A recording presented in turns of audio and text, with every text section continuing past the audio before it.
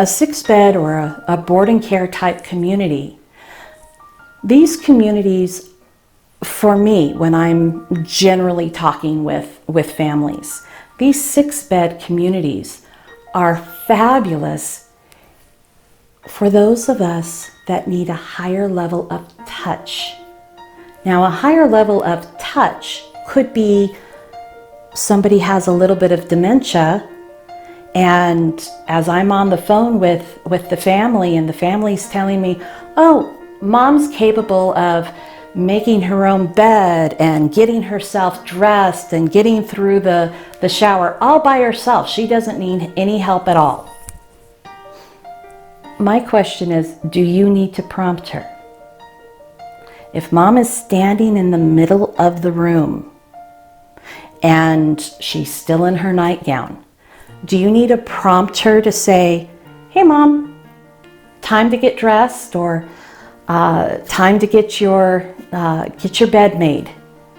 That's considered a touch because somebody needs to interact with her.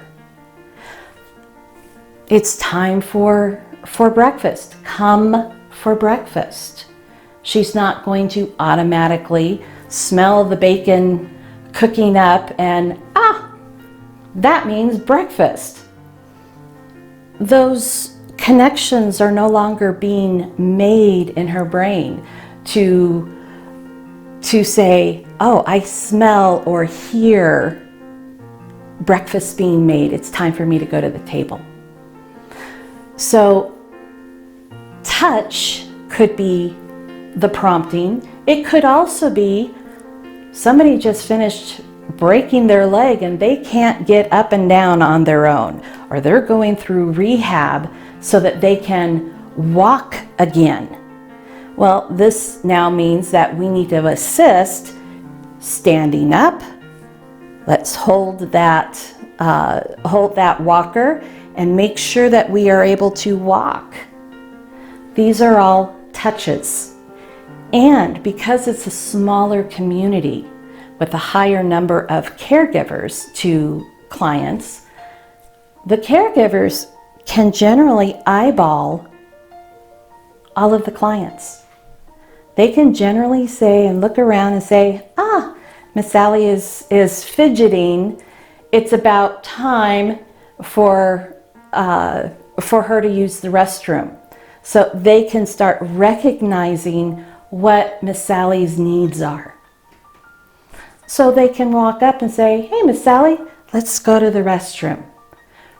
Now that may sound a little strange, but especially if we have some dementia on board, Miss Sally may not be able to read her own cues any longer that she needs to use the restroom and can't express that to the caregivers. But because there's a smaller number of caregivers, they're able to read her body language and help get her to the restroom. They can also read her body language when something's not working correctly. She's uncomfortable. She's having more problems chewing. All right, well, let's think about this. Is it that maybe she's losing more muscle here? Or she's got a cavity? Or her dentures don't fit correctly, so it hurts? So they're going to check this out, talk to the family, and say, we might want to take a look at this, maybe go to a dentist, so that they can fix or at least address Miss Sally's needs.